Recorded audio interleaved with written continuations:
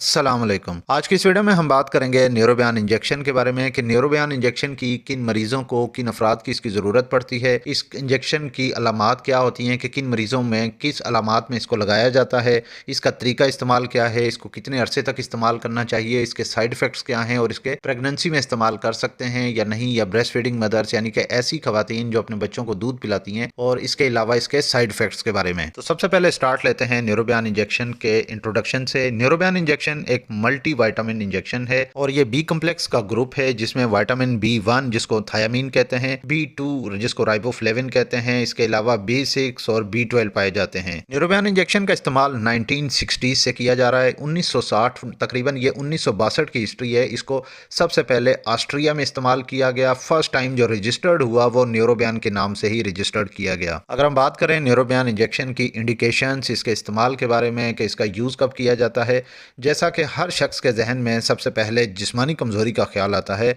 लेकिन जिस्मानी कमज़ोरी मुख्तलिफ वजूहात की वजह से हो सकती है। जैसा कि अगर कोई शख्स लंबे अरसे से बीमार हो या अचानक बीमार हो जाए और मेडिसिन लेने से और मेडिसिन के साथ जो बीमारी होती है, बीमारी से मुसलसल लड़ने से जिस्मानी कमज़ोरी बहुत ज़्यादा हो जाती है, तो ऐसे मरीज़ों में जिस्मानी कमज़ोरी को ख़त्म करने के लिए न्यूरोबयान इंजेक्शन का इस्तेमाल किया जा सकता है। जो अफराद खाना पीना ठीक से नहीं खा पाते, नाश्ता नहीं करते या मोटापे की वजह से खाना छोड़ देते हैं या बैलेंस डाइट नहीं लेते, फ्रूट और सब्ज़ी का इस्तेमाल बहुत कम करते हैं, इसके अलावा बायोलॉजिकल वैल्यूज़ जिसमें दूध नहीं पीते और डेयरी प्रोडक्ट्स नहीं लेते, तो उन अफराद में वाटर सोल्यूबल वाइटामिन जिसमें स्पेशली वाइटामिन बी ग्रुप है, वाइटामिन B1, B3, B6 और B12, इनकी डेफिशिएंसी हो जाती है। विटामिन बी कम्प्लेक्स ग्रुप जो है ये हमारे जिस्म में नर्वस सिस्टम के लिए, हमारे दिमागी सिस्टम के लिए अहम किरदार अदा करता है, जिस्म में से खून के लिए, और इसके अलावा बहुत से जो इम्पोर्टेंट फंक्शंस होते हैं बॉडी में वो प्रोवाइड करता है, उनको हेल्प आउट करता है, और दूसरे जो आपके बॉडी में आर्गन्स हैं उन सिस्टम के साथ मिल के बॉडी में बहुत अहम किरदार अदा कर रहा होता है। लेकिन जब जिस्म में विटामिन बी की कमी हो जाए तो आपने अक्सर देखा होगा कि मुँह बार बार पकने लगता है, पट्ठों में खिंचाव, गर्दन कमर में दर्द होता है, भूख ना लगे, कोई भी काम करने का दिल ना करे, कोई भी काम करें तो फ़ौरन जिस्म में थकावट हो जाए। इसके अलावा जो लोग तेज़ चलने की कोशिश करते हैं, तेज़ चलने या सीढ़ियाँ चढ़ने के साथ उन अफराद में सांस फूलने लगता है, और अक्सर अफराद में मेमोरीज़ के बहुत ज़्यादा प्रॉब्लम आते हैं जिसमें चीज़ें रख के भूल जाना, दिमाग सही काम ना करे, जिस्म में खून की कमी हो। तो इन तमाम अलामात में न्यूरोबयान इंजेक्शन बहुत ज़्यादा इफ़ेक्टिव है और न्यूरोबयान इंजेक्शन एडवाइस किया जा सकता है। इसके अलावा जिन अफराद में डिप्रेशन बहुत ज़्यादा होता है, जो अफराद हर वक्त स्ट्रेस में रहते हैं, उन अफराद में भी इस इंजेक्शन का इस्तेमाल बहुत ज़्यादा फ़ायदेमंद रहता है। इसके अलावा ऑपरेशन या सर्जरी के बाद खाना पीना बहुत कम हो जाता है, मरीज़ ऑपरेशन से पहले या ऑपरेशन के बाद बहुत ज़्यादा खौफज़दा हो चुके होते हैं और खाने पीने की जो रूटीन है वो बेहतर नहीं रख सकते, तो ऐसी सूरत में भी अक्सर डॉक्टर्स और मेडिकल जो फिजिशंस हैं न्यूरोबयान इंजेक्शन रिकमेंड करते हैं। इसके अलावा जिन अफराद में फालिज हो जाता है यानी पैरालिसिस हो जाता है, पैरालिसिस हो जाते हैं या लकवा हो जाता है, तो फालिज की बीमारी में न्यूरोबयान इंजेक्शन, और इसके अलावा जो अफराद शुगर के मर्ज़ में मुब्तला होते हैं उन अफराद में आपने अक्सर नोट किया होगा कि वो अफराद इस बात की शिकायत कर रहे होते हैं कि उनके पाँव में बहुत ज़्यादा जलन हो रही होती है, टांगों में सुइयाँ सी चुभती हैं, पट्ठों में हर वक्त खिंचाव होता है, सर पे बोझ होता है, और रात को आपने देखा होगा कि उनमें बेचैनी बहुत ज़्यादा होने लगती है, नींद नहीं आती। ये शिकायत बहुत ज़्यादा होती हैं। इस बीमारी को पेरिफेरल न्यूरोपैथी कहते हैं। तो इस पेरिफेरल न्यूरोपैथी को ट्रीट करने के लिए भी न्यूरोबयान इंजेक्शन रिकमेंड किया जाता है। इसके अलावा और भी कई बीमारियां हैं जो कि न्यूरोलॉजिकल डिसऑर्डर से रिलेटेड होती हैं, तो उन बीमारियों में न्यूरोबयान इंजेक्शन रिकमेंड किया जाता है। अगर हम बात करें इसके डोज के बारे में कि न्यूरोबयान इंजेक्शन का डोज क्या होना चाहिए, बालिग अफराद में इसका इस्तेमाल कैसे होगा, तो सबसे पहले एक बात यह जहन नशीन कर लें कि न्यूरोबयान इंजेक्शन का इस्तेमाल बच्चों में नहीं किया जाता, सिर्फ बालिग अफराद में किया जाता है, और ऐसे बच्चे जिन बच्चों की उम्र 15 साल से ज़्यादा हो तो उन बच्चों में इस्तेमाल किया जाता है, लेकिन बशर्त ये कि उनमें न्यूरोलॉजिकल ऐसी कंडीशंस मौजूद हों, वरना न्यूरोबयान इंजेक्शन का इस्तेमाल बच्चों में नहीं किया जाता, सिर्फ बालिग अफराद में किया जाता है। न्यूरोबयान इंजेक्शन का जो एक एम्प्यूल होता है वो 3 ml का होता है, और इसको इंट्रावेनस भी लगाया जाता है और इसको इंट्रामस्कुलर भी लगाते हैं यानी कि मसल में भी लगाते हैं।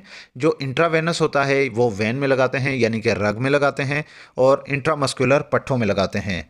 इंट्रावेनस जो इंजेक्शन लगाया जाता है वो हमेशा डाइल्यूट करके लगाया जाता है। जो सबसे सेफ़ तरीका है, इसको 100 ml में नॉर्मल सलाइन में डाइल्यूट किया जाए। और एक बात का ये भी ज़हन में रखना चाहिए कि इसको किसी भी दूसरे इंजेक्शन के साथ मिक्स नहीं करना चाहिए, क्योंकि इस इंजेक्शन के अक्सर इंजेक्शंस के साथ इंटरेक्शन हो सकते हैं या रिएक्शन कर सकता है। इसलिए इसको हमेशा 100 ml नॉर्मल सलाइन में अलग से ही डाइल्यूट करके लगाया जाए। और इस इंजेक्शन को बिल्कुल भी तेज़ नहीं देना चाहिए। अगर आप डाइल्यूटेड फॉर्म में इंट्रावेनस दे रहे हैं यानी रग में लगा रहे हैं तो कम से कम इस इंजेक्शन को डाइल्यूट फॉर्म में 30 मिनट में लगाना चाहिए। और अक्सर अफराद इसको डायरेक्ट भी लगाते हैं, डायरेक्ट लगा सकते हैं, लेकिन एक बात का खास ख्याल रखें कि ये बहुत ज़्यादा स्लो दिया जाता है, क्योंकि ये किसी भी टाइम किसी भी पेशेंट को रिएक्शन कर जाता है और इसका रिएक्शन इंतहाई ख़तरनाक होता है। तो सबसे सेफ तरीका है कि अगर आप डाइल्यूट कर भी रहे हैं तो 10 cc में लाजमी डाइल्यूट करें, और सबसे सेफ तरीका है कि आप इसको 100 ml में डाइल्यूट करके लगाएं। 100 ml में डाइल्यूट करके ये रिएक्शन बहुत कम करता है और इसके रिएक्शन होने के चांसेस बहुत कम होते हैं। और जैसा कि मैंने ये बताया कि इस इंजेक्शन का इस्तेमाल दूसरे इंजेक्शन के साथ नहीं करना चाहिए। एक तो इसका ड्रग इंट्रैक्शन होता है, यानी उस इंजेक्शन के साथ सूटेबल करता है या नहीं, सूट करता है या नहीं।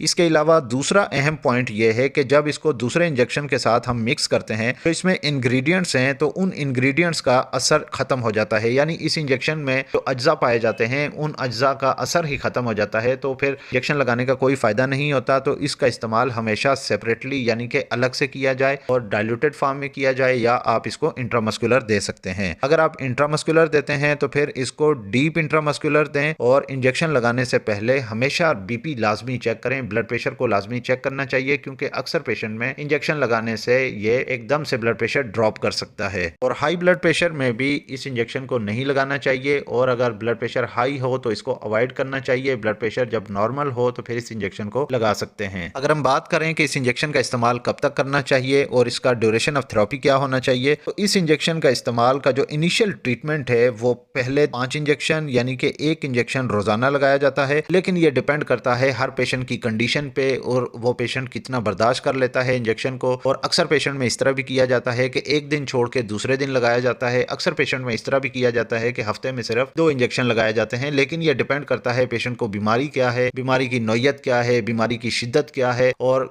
वीकनेस बॉडी में कितनी है, उसी हिसाब से ही इसका डोज एडजस्ट किया जाता है। ये मैंने नॉर्मली बताया कि सबसे पहले हम 1 इंजेक्शन रोजाना देते हैं जो कि 5 इंजेक्शन देते हैं। फिर जो अगले 5 इंजेक्शन होते हैं वो 5 इंजेक्शन एक दिन छोड़ के दूसरे दिन लगाते हैं, यानी कि एक दिन का बीच में गैप आएगा, एक दिन का वक्फा होगा, फिर अगले दिन फिर एक दिन का वक्फा होगा, फिर अगले दिन, इस तरह 5 इंजेक्शन फिर पूरे करने हैं। इसके बाद जो अगले 5 इंजेक्शन होंगे वो हफ्ते में सिर्फ 2 बार लगेंगे। इसके बाद महीने में 2 बार इंजेक्शन लगा सकते हैं, यानी कि हर 15 दिन के बाद 1 इंजेक्शन लगाना चाहिए। तो इंशाल्लाह इससे जो बॉडी में वीकनेस होती है, जो विटामिन बी कम्प्लेक्स की डेफिशिएंसी होती है, वो खत्म हो जाती है। अब हम बात करते हैं कि न्यूरोबयान इंजेक्शन का इस्तेमाल किन मरीजों में नहीं करना चाहिए। तो जैसा कि मैंने पहले बताया कि बच्चों में इसका इस्तेमाल नहीं करना चाहिए, और स्पेशली जो बच्चे 15 साल से कम उम्र के हों उनमें न्यूरोबयान इंजेक्शन का इस्तेमाल नहीं करना चाहिए। इसके अलावा जिन पेशेंट्स का ब्लड प्रेशर मुसलसल हाई रहता हो, इवन कि वो मेडिसिन भी लेते हों लेकिन ब्लड प्रेशर हाई होता हो, तो हाई ब्लड प्रेशर में इसका इस्तेमाल अवॉइड करना चाहिए। अगर हम बात करें प्रेगनेंसी के बारे में, हामला ख़वातीन के बारे में, तो प्रेगनेंसी में इस इंजेक्शन का इस्तेमाल किया जाता है, लेकिन इसको इस्तेमाल करने से पहले हमेशा डॉक्टर गायनोकोलॉजिस्ट से मशवरा लाजमी किया जाता है और उसी रिकमेंडेशन के हिसाब से फिर प्रेग्नेंट वीमेंस को लगाया जाता है। इसके अलावा ब्रेस्ट फीडिंग मदर्स में भी इस इंजेक्शन का इस्तेमाल किया जाता है। इस इंजेक्शन के इस्तेमाल करने से माँ या बच्चे को कोई नुकसान नहीं पहुँचता। अगर हम बात करें इस इंजेक्शन के साइड इफ़ेक्ट के बारे में, तो न्यूरोबयान इंजेक्शन के साइड इफ़ेक्ट्स बहुत जनरल से होते हैं, जिसमें सर में दर्द होने की शिकायत हो सकती है, सर चकराने की शिकायत हो सकती है, जिस्म में थकावट सी होने की शिकायत हो सकती है। और ये थकावट जैसे जैसे इस इंजेक्शन का जो डोज़ है, जो असर है, वो बॉडी में आपके एडजस्ट होता जाएगा, ये लेथार्जी भी ख़त्म होती जाती है। इसके अलावा अगर कुछ पेशेंट्स में इसके सीरियस लाइफ थ्रेटनिंग इश्यूज़ हो सकते हैं, serious life threatening side effects हो सकते हैं। जैसा कि मैंने बताया कि इसका इस्तेमाल डाइल्यूट करके लगाया जाए तो इस सीरियस लाइफ थ्रेटनिंग के चांसेस को बहुत कम किया जा सकता है। इसके अलावा कुछ पेशेंट्स में दिल में तेज़ धड़कन सुनाई दे सकती है, इसके और स्किन रैशेज़ होने की भी शिकायत हो सकती है। तो आज की इस वीडियो में हमने उन तमाम बातों को डिस्कस किया जो हर एक आम शख्स के जहन में आते हैं कि इस इंजेक्शन को कब लगाना चाहिए, किन पेशेंट्स को न्यूरोबयान इंजेक्शन की ज़रूरत पड़ती है और किन पेशेंट्स को नहीं लगाना चाहिए, कितने अरसे तक इसको इस्तेमाल करना चाहिए या इसके इस्तेमाल से क्या मुमकिन साइड इफ़ेक्ट्स हो सकते हैं। तो ये वीडियो आपको कैसी लगी कमेंट करके लाजमी बताइएगा। इस वीडियो को लाइक करना ना भूलिएगा, और अगर आप मज़ीद ऐसी हेल्थ से रिलेटेड, सेहत से मुतल्लिक मेडिकल इन्फॉर्मेशन वीडियोज़ देखना चाहते हैं तो मेरे इस यूट्यूब चैनल मेडी हेल्थ इंटरप्राइजेज़ को सब्सक्राइब कर लें और साथ ही बेल आइकन का बटन ऑन कर लें लें ताकि हर नए आने वाली वीडियो का नोटिफिकेशन आपको मिल सके। तो मिलते हैं नेक्स्ट वीडियो में, तब तक के लिए अल्लाह हाफिज़।